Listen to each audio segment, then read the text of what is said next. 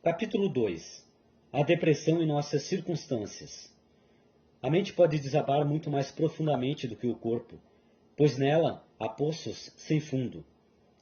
A carne pode suportar apenas um certo número de feridas, e não mais, mas a alma pode sangrar de 10.000 maneiras e morrer repetidas vezes a cada hora. O guarda-chuva era cinza como as nuvens. Eu segurei sobre eles enquanto se ajoelhavam na lama coberta com lona verde.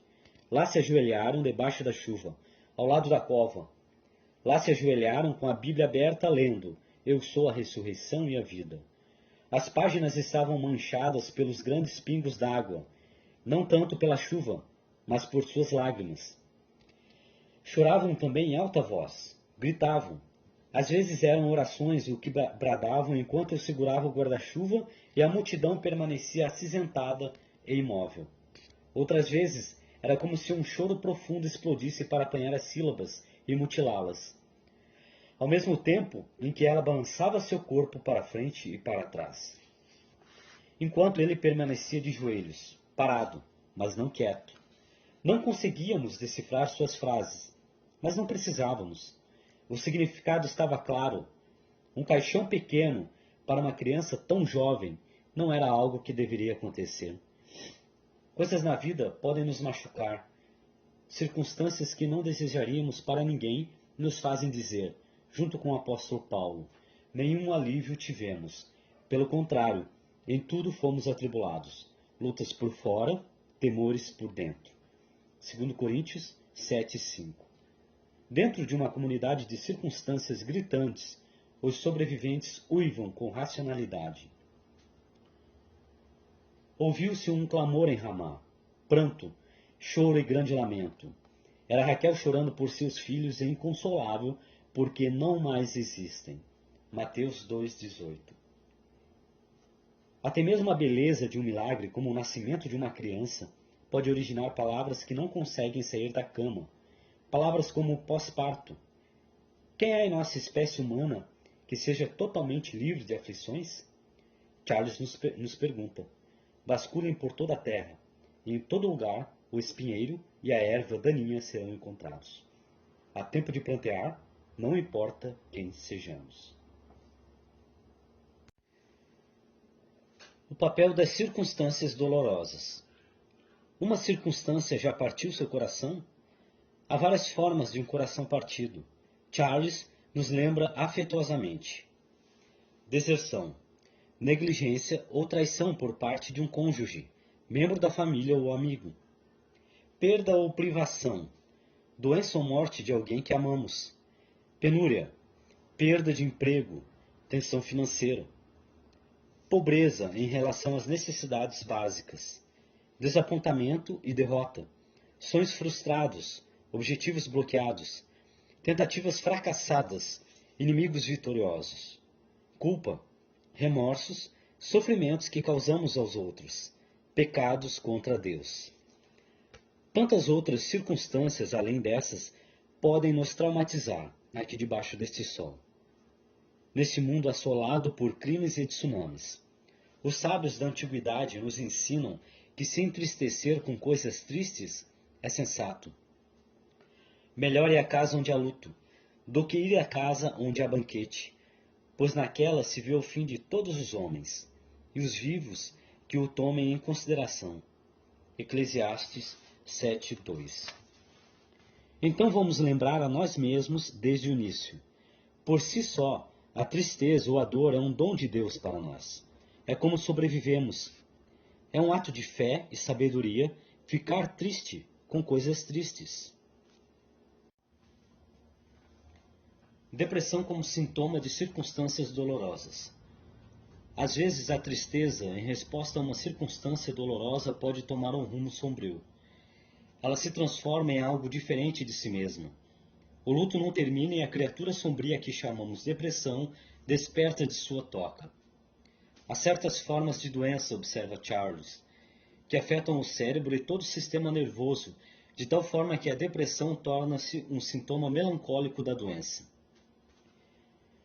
De forma bastante involuntária, a infelicidade da mente, a depressão do espírito e a aflição do coração virão sobre você.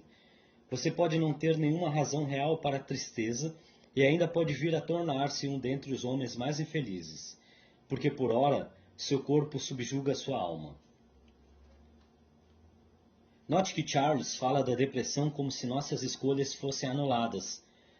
A depressão nos vem involuntariamente, como se a coisa tivesse vontade própria.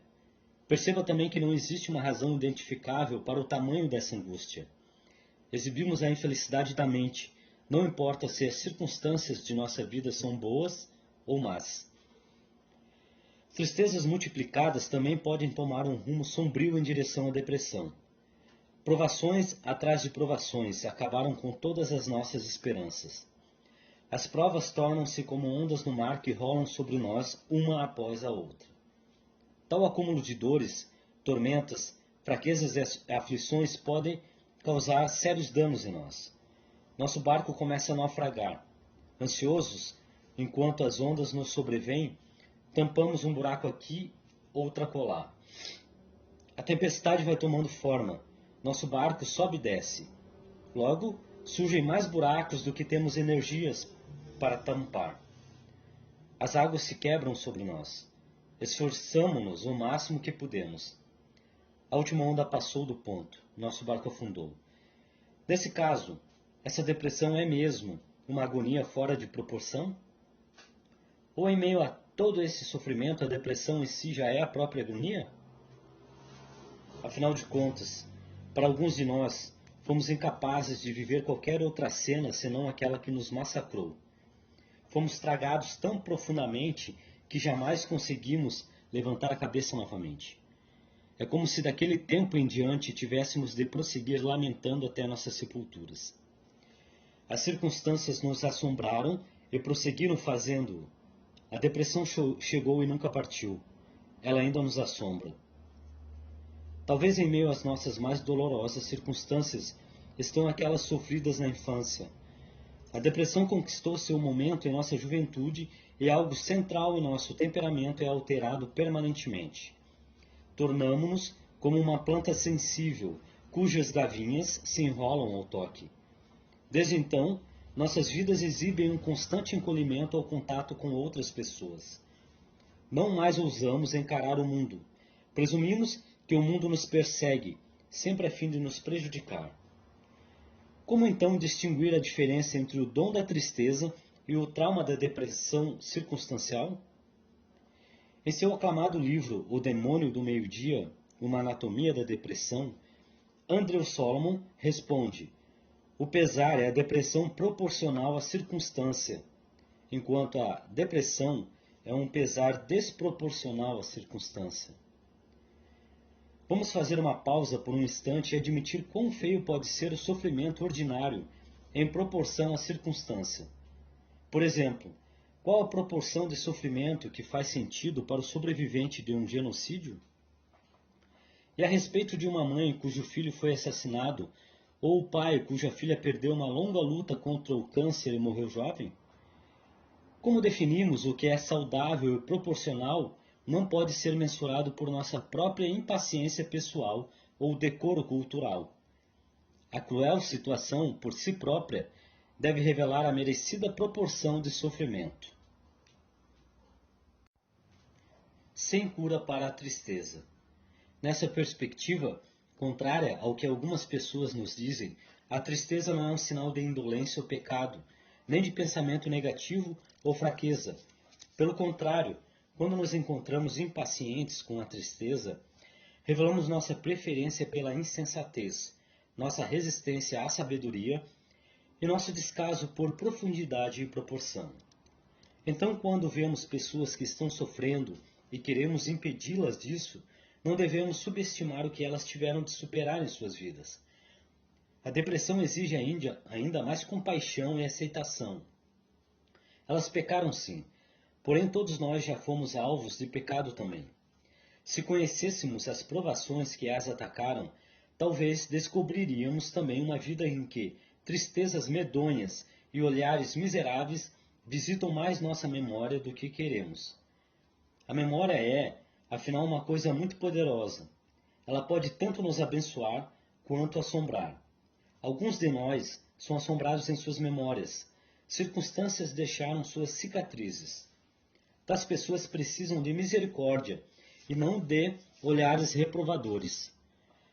Afinal, no lado de cá do paraíso, não há cura para a tristeza ou para a inevitável realidade da depressão. Nenhum santo ou herói está imune. O espaço para chorar alto ou por muito tempo continua sendo fortemente necessário, merecido e nobremente humano. Então, enquanto nos dirigimos ao nosso próximo capítulo, vamos assegurar juntos o guarda-chuva ensopado, próximo à beira do túmulo, e estabelecer essa importante verdade. Neste mundo caído, a tristeza é um ato de sanidade e nossas lágrimas o testemunho daquilo que são. O que nos ensina a depressão originária das circunstâncias? 1. A fé cristã na Terra não é nem escapismo, nem paraíso. Charles fala sobre certos cristãos que, por sua posição de saúde e riqueza, sugerem que a perfeição, facilidade e imunidade às tribulações humanas descrevem o que a fidelidade a Jesus produz. Charles contradiz essa noção e descreve, ao invés disso, o povo provado de Deus, que não com frequência cavalga esses cavalos altos. O número expressivo de suas ansiedades e preocupações os forçam a uma vida na qual devem frequentemente clamar a Deus e que expõe sua condição humana de simples mortais. 2. Não equiparamos bênçãos espirituais com comodidade circunstancial. Estou certo de que meus irmãos estão frequentemente em tribulações.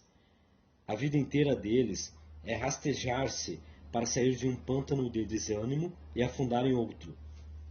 Você teve muitas perdas nos negócios. Nada mais, além de perdas, talvez.